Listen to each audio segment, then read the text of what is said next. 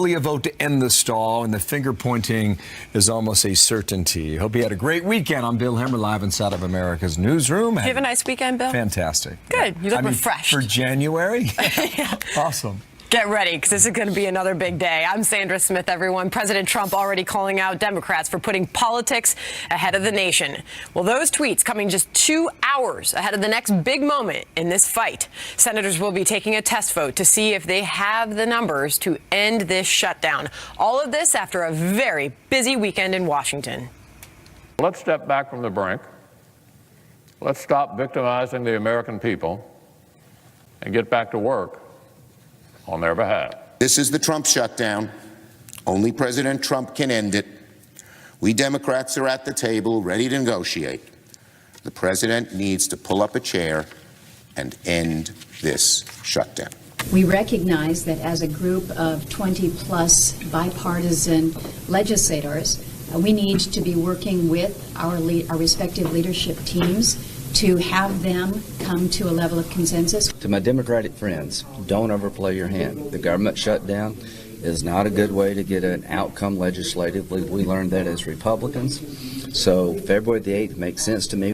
Oh, here's a sample right there. Team Fox coverage right now. John Roberts, the latest in the White House. White House Budget Director Mick Mulvaney standing by there live as well. But we begin where the action is on Capitol Hill, and there is Peter Doocy. Good morning, Peter. Good morning, Bill. Just a few minutes ago, while Republican Alaska Senator Lisa Murkowski was heading into a bipartisan meeting of lawmakers that's happening right in there in Senator Susan Collins' office, she told us she thinks they are this close. We do expect there to be about 15 to 18 lawmakers attending from both sides of the aisle. The morning after, the Senate Majority Leader Mitch McConnell insisted again, there can be DACA negotiations, just not until the government is reopened. And that is something that Arizona Republican Senator Jeff Flake followed up with the Majority Leader about last night. I think there is a lack of trust. And that's why I wanted to stand up afterwards and reiterate and to confirm what the leader has committed to. I do think, given the high-profile nature of this whole debate, that it'll be impossible for us not to move on to immigration. It seems like the Senate is about 7 Democratic votes short of having enough to reopen the government. And on this shutdown's first day of business, there is growing pressure on the Democratic senators who represent constituencies with a lot of federal workers. From Maryland, Chris Van Hollen and Ben Cardin, and from Virginia, Tim Kaine and Mark Warner, who told us this very late last night. Both sides have got to make some compromises, and as a senator from Virginia, where we have a huge number of federal employees, we need to get this resolved. But continuing to kick the can down the road on things like full funding for our military and making sure that the federal government stays open, as a former business guy, continuing to start and stop government with these continuing resolutions is not the way to run an enterprise. We're 3 hours away now from a procedural vote on the measure that would fund the government for 3 more weeks. If it passes, that is a good sign. If it does not, the shutdown drags on. And right now, we do not know if they have the votes. Thank you, Peter Doocy, leading our coverage there on Capitol Hill. Thank you, sir. Meanwhile, President Trump already tweeting this morning and calling out Democrats. Chief White House correspondent John Roberts is live from inside the briefing room, where there's an update a bit later. John, but where do things stand this morning? Sandra, good morning to you. I mean, typically when the president's got something to say, we hear about him first thing in the morning. It took until almost 8 o'clock for the president to weigh in on this, but weigh in he did, tweeting, quote, "The Democrats are turning down services and security for citizens in favor of services and security for non-citizens. Not good." The president suggesting that the Democrats' hands are tied here. Democrats have shut down our government in the interests of their far-left base. They don't want to do it, but are powerless. As of now, the White House does not have any assurances that there will be the 60 votes necessary to pass this measure. White House Legislative Affairs Director Mark Short says he believes that the relationship between the president, Dick Durbin, and Chuck Schumer is, quote, deteriorating over the impasse. The president seemed to have a fairly good relationship with Schumer, though it has been contentious, but now it appears to be going downhill. The Legislative Affairs Director also assuming that Senators Flake of Arizona and Graham of South Carolina will make good on their pledge yesterday to support the measure. I checked with Graham's office this morning. They say he is still on board. Graham not happy, though, with the position of some White House staffers on the issue of immigration, taking aim yesterday at the policy director, Steve Miller, saying he's an outlier when it comes to immigration. Listen here. I'll just tell you, his view of immigration has never been in the mainstream of the Senate. And I think we're never going to get there as long as we embrace concepts that cannot possibly get 60 votes. So Mr. Miller has evolved on a pathway to citizenship, but for every green card you give a DACA recipient, he wants to take one out of the system. Clearly, though, the relationship between the White House and Senator Graham is not what it was. In recent weeks, the Deputy Press Secretary Hogan Gidley saying in a statement, quote, as long as Senator Graham chooses to support legislation that sides with people in this country illegally and unlawfully instead of our own American citizens, we are going nowhere. He's been an outlier for years, using the same language that Senator Graham used to describe Steve Miller. Mark Short, the Legislative Affairs Director, said he believes that people like Senator Graham and others who did not support the continuing resolution are simply looking for a boogeyman. Short also saying that there's been a lot of progress made in negotiations on DACA, despite all of this intransigence over the spending bill, saying that the Democrats are beginning to give a little bit on funding for the border wall. The White House, in exchange, is willing to increase the number of potential DACA recipients from 690,000. So we won't see those negotiations, though, Sandra, continue or renew at least until after this impasse is solved. Speaker Ryan saying today we will begin negotiations on DACA when the government reopens. Sandra? What a day this is shaping up to be. John Roberts, thank you. Certainly is. With me now, Director of the Office of Management and Budget, Mick Mulvaney, live from the North Lawn of the White House there. And, sir, good morning, and thank you for your time. Morning, y'all. So where are we? We're shut down. And we're going through the process this morning of informing the various federal employees which ones should come to work today, which ones shouldn't come to work. There's actually another third group of folks who would come in for a short period of time for about 4 hours to shut things down. But we are going through the ordinary rhythm of a lapse in appropriations, which is the technical name for a shutdown. That is managed by the Office of Management and Budget through the various secretaries. I'll be talking to all the cabinet secretaries today as we work through how to manage the shutdown. I can tell you that the direction from the very top from the president is for each cabinet secretary to do everything possible to keep as much of the government open as possible. This will be a different shutdown than you saw in 2013, and that's the plan we're putting in place this morning. We just heard from Peter Doocy saying Susan Collins think they're this close. Are they?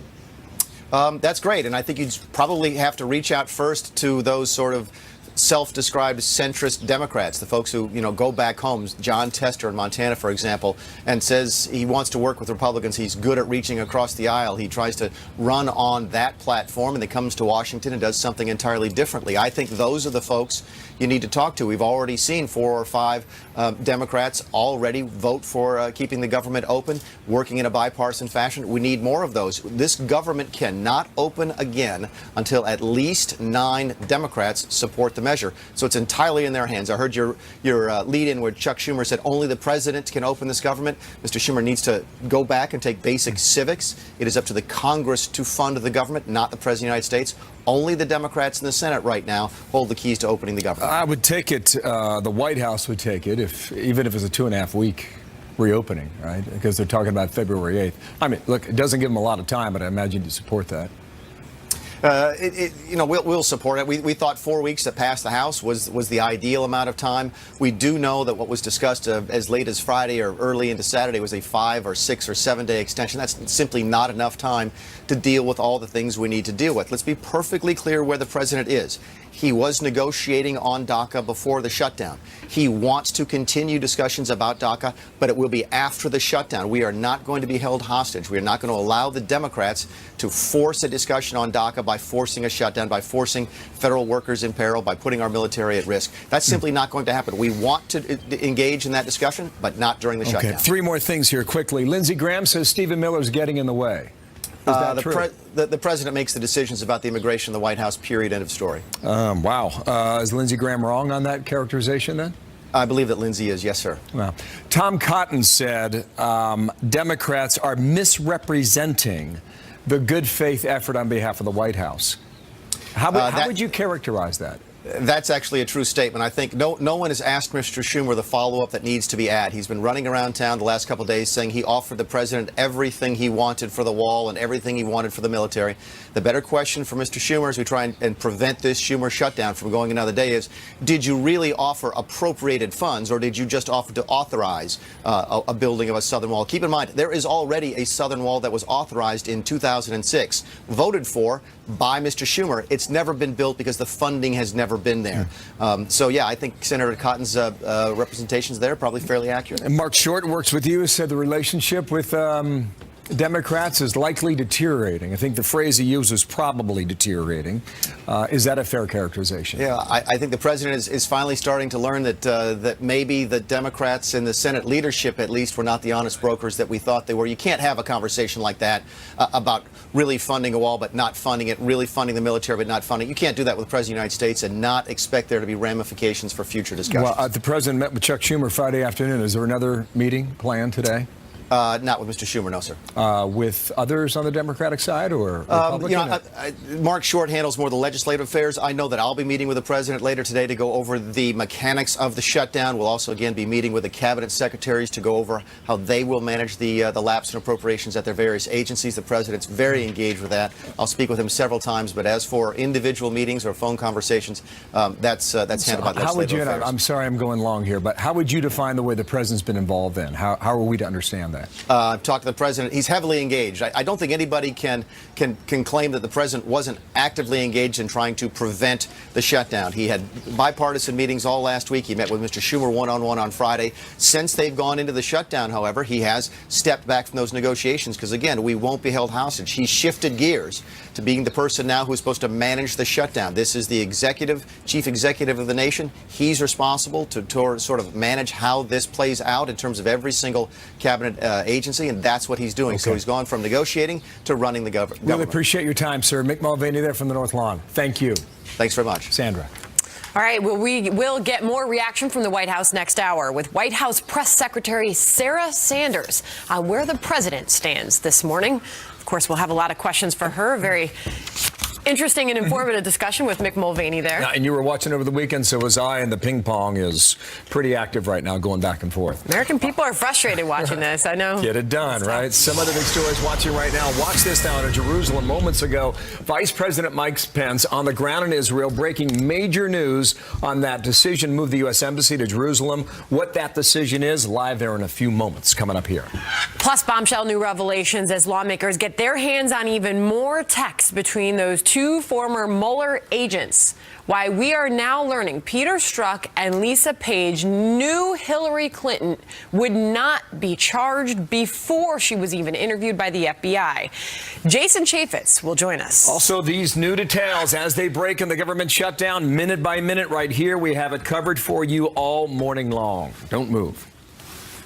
This president is always willing to negotiate with people who come in good faith, but people have to stop thinking that they heard what they wanted to hear rather than what they needed to hear in different settings.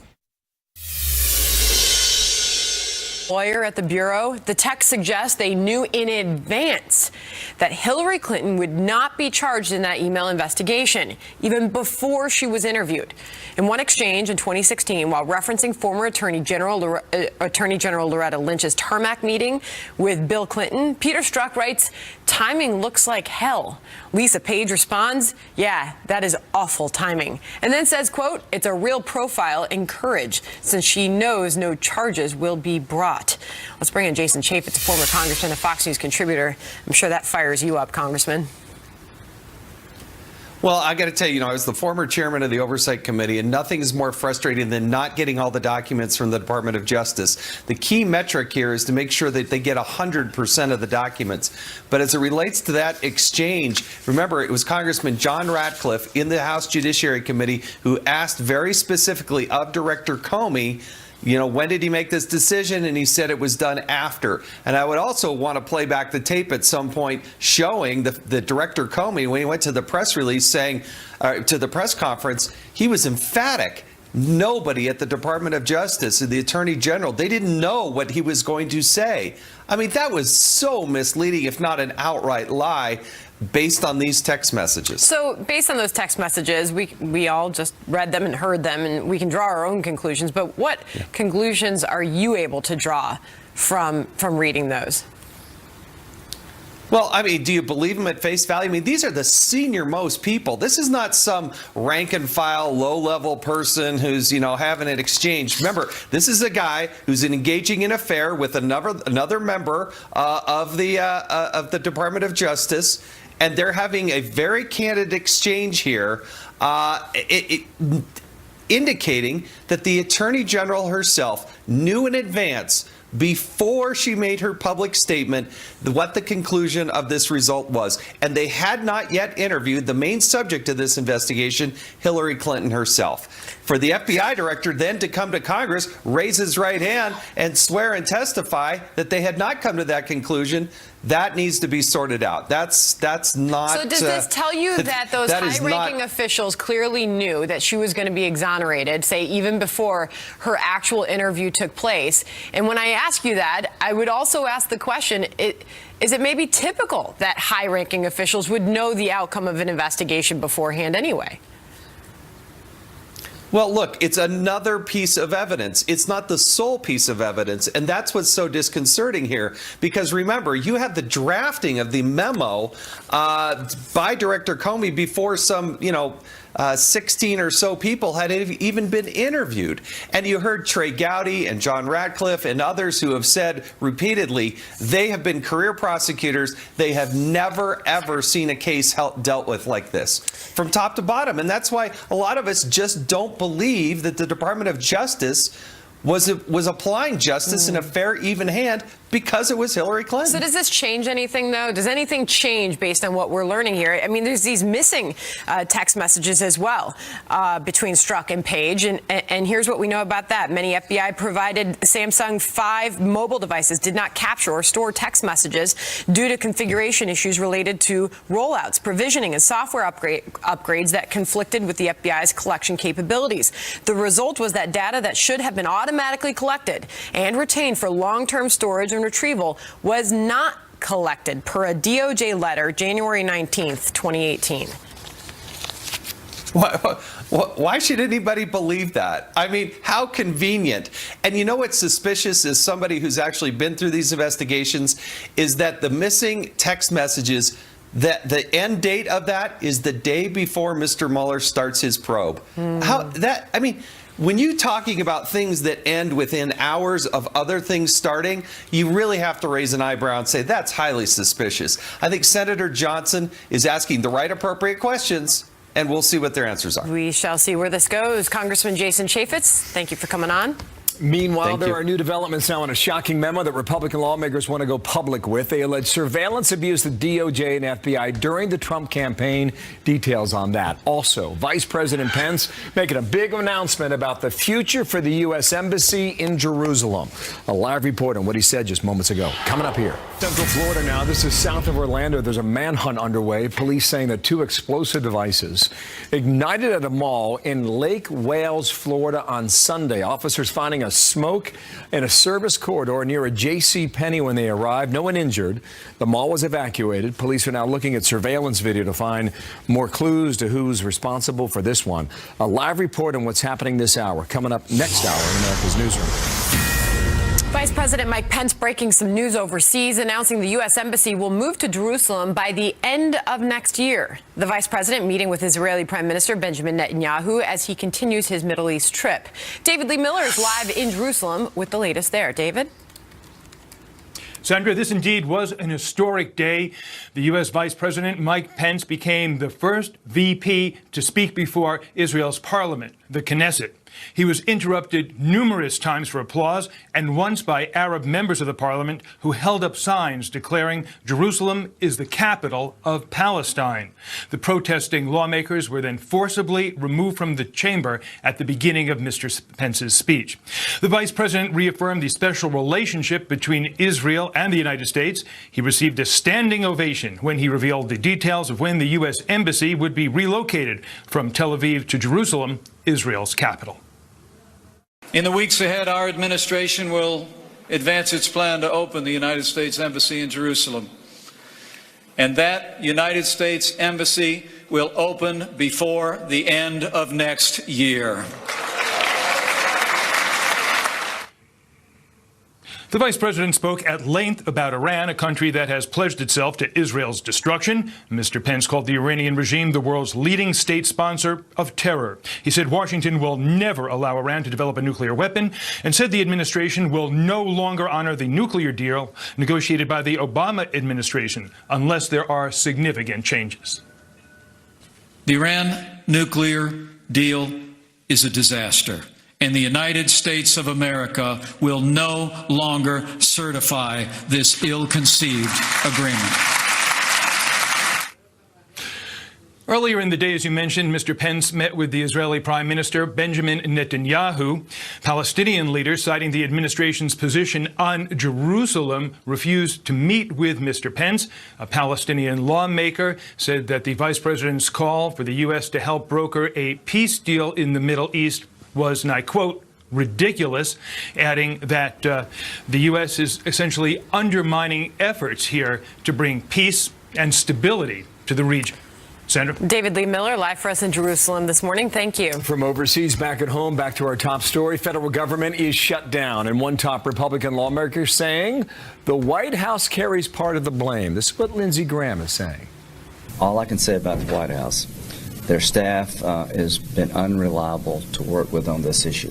We just got reaction from the White House on that comment. So as the Senate gets ready for a key test vote. Partisan meetings all last week. He met with Mr. Schumer one-on-one on Friday. Since they've gone into the shutdown, however, he has stepped back from those negotiations because, again, we won't be held hostage. He's shifted gears. He's gone from negotiating to running the government.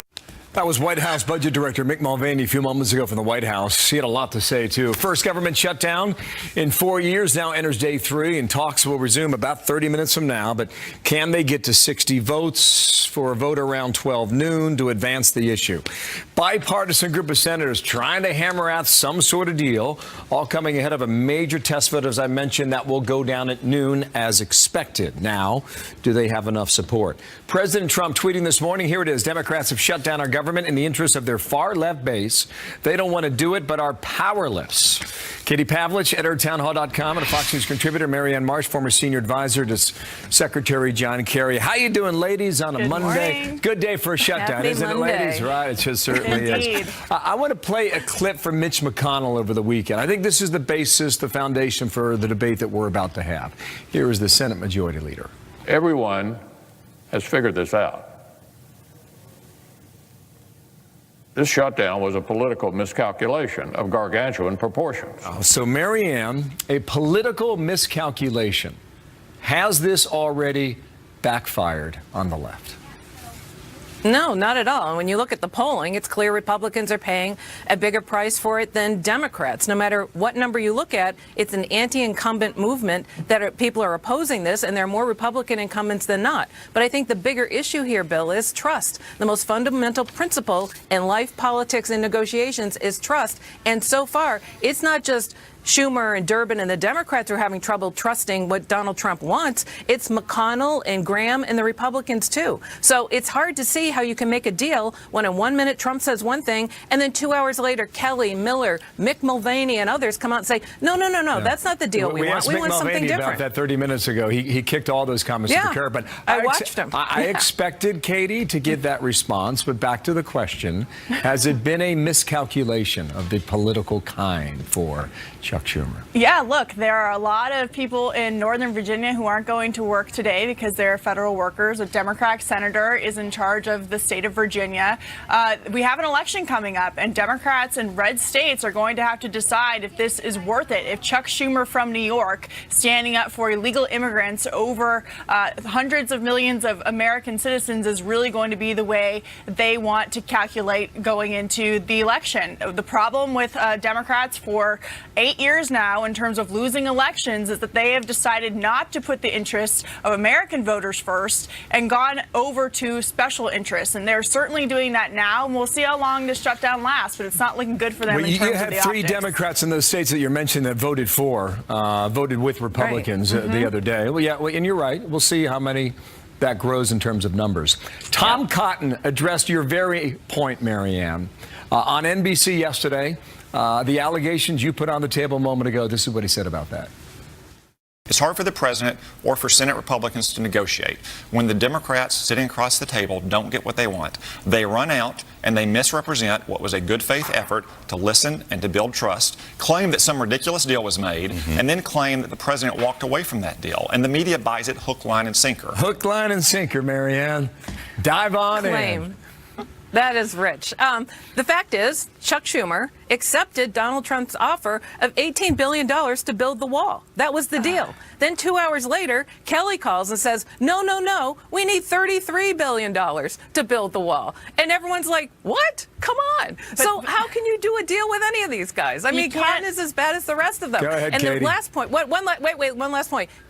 Republicans, 4 or 5 of them, voted against the budget deal. So that's another reason why the government shut down. Not just Democrats. The other day, but those numbers are changing too. Go ahead, Katie. Democrats are the ones who are bringing the immigration debate into the spending deal, and for them to offer a half-baked deal on this by offering half of the funding that the wall actually need only makes sure that in the future the wall doesn't actually get built. Unless you're going to get the full thing, it's never going to happen. Republicans know that. They're calling the Democrats bluff, and the fact is that what the president has asked for, what Stephen Miller has asked for, as Lindsey Graham has criticized, are very basic things in terms of illegal immigration, very reasonable things that the country and Democrats have agreed with, whether it's ending chain migration or building a wall. I think there's a deal to be made out there. The question is who's going to be the bigger side. Quickly, and I've got to run.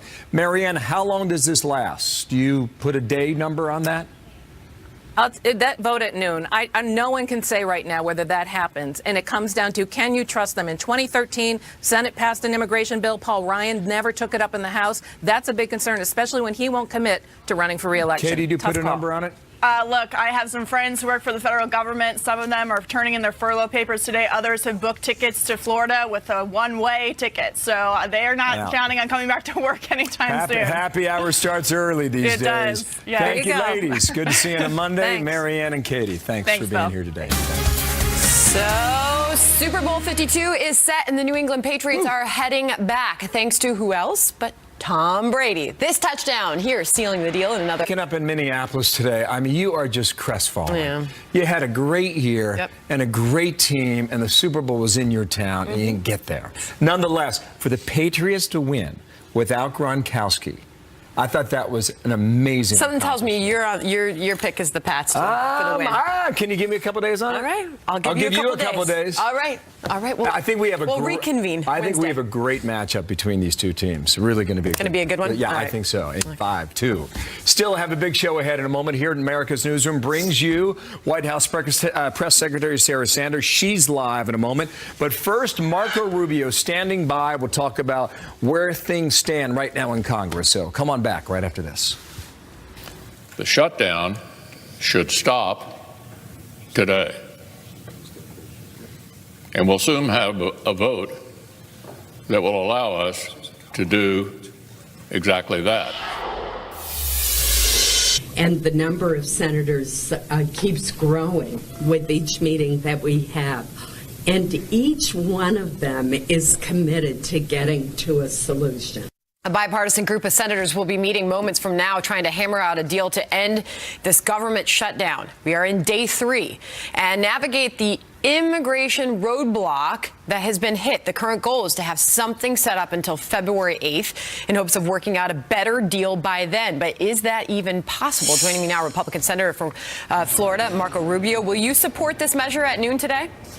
Of course. I mean, I think we need to reopen the government. We can't really be dealing with, the best way to deal with these issues is to reopen the government and then work those issues out. On the immigration thing, I'm a little baffled by why we've gotten wrapped around the axle here. It's very simple. There are two things that have to happen. On the one hand, we need to secure our border. We need to build a wall. We need to enforce our immigration laws in a sustainable and permanent way. It's a promise the president made that the vast majority of Americans support.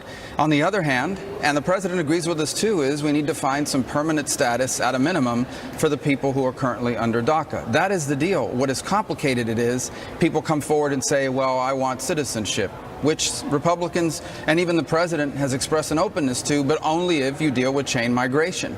So those additional issues can be negotiated out, but the base here is pretty easy to understand. You codify DACA, not citizenship, but you codify the legalization, but you do the border, and you really do it in a way that's verified, not in a way that they can come back in 2 years and stop funding it. That's the core of any deal. What's complicated it is all these other things that people are trying to add in, some of which I support, like getting rid of the diversity lottery, but the core of the deal is in place, and it can't be a product of a gang. So if you all come to agreement then at noon and there's enough votes to pass this procedural vote, then ultimately to have the government reopen and stay open and funded through February 8th, is it even possible to hash out an immigration deal by then?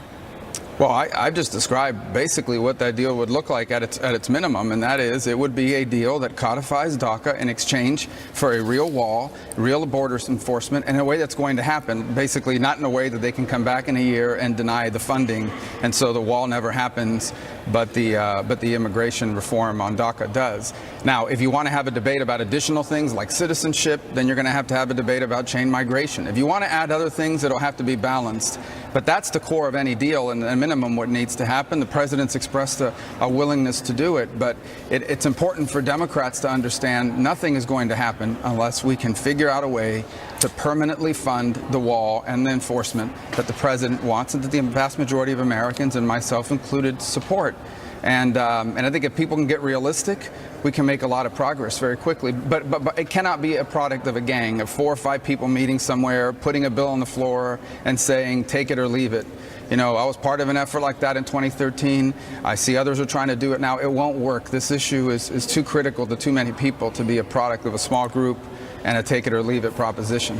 Senator, one of the president's most recent tweets on this issue, this just coming in from the president, great to see how hard Republicans are fighting for our military and safety at the border. The Dems just want illegal immigrants to pour into our nation unchecked. If stalemate continues, Republicans should go to 51% nuclear option and vote on real long-term budget. No CRs, continuing resolutions. Is that something you agree on with the president?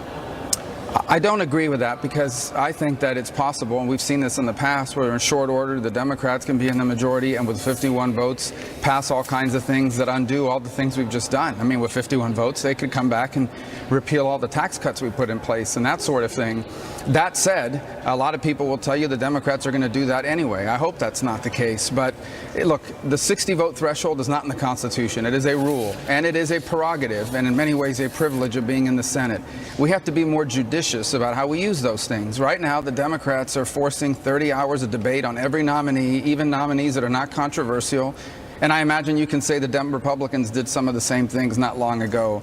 If we continue to abuse these privileges and these rights under our rules, then people are going to continue to question whether we can be trusted with them. And from the president's tweet to yours, Senator Rubio, you are tweeting about China and how everything that's going on here is affecting what they're doing there. You tweeted, quote, while we spend our time attacking each other, hashtag China systematically shaping the world to their benefit and our loss. You attach a link to a Washington Post article titled How China Forces American Companies to Do Its Political Bidding. What are you trying to say here? Well, first of all, I'm trying to say that these are important debates, but all around us there are historic shifts happening in the world shape, and that China is driving all these things while we're kind of arguing with each other, sometimes about important things, but sometimes about silly things.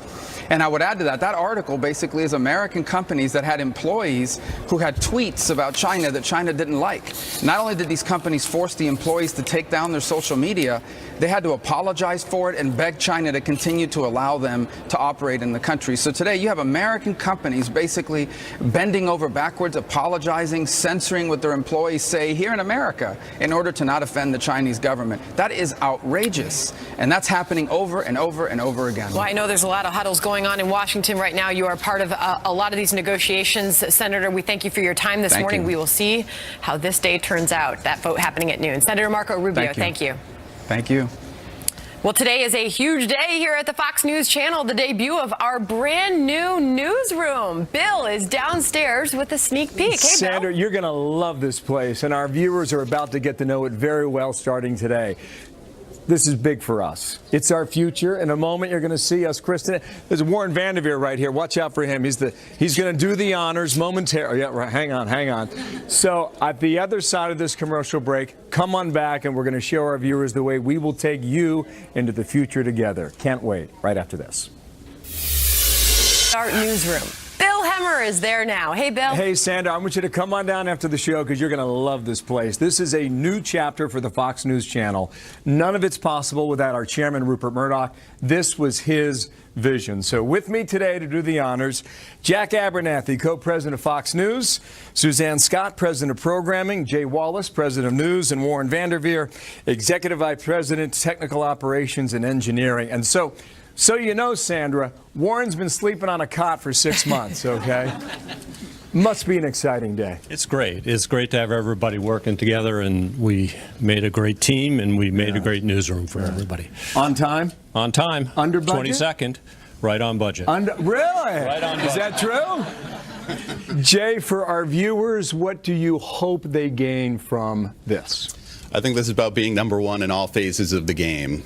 We're really bringing digital into the rest of what we do. That's what reimagining this workspace is about, collaboration. Wow, great stuff. Talking like a New England Patriots fan there, which is what he is. All right, Warren, it's your moment here, so go ahead and do the honors. Got it. Nice. You will see 100 journalists in this room 24/7. You will see the most modern television newsroom in the entire world. And today we're just going to show you a little bit today. Come on back here.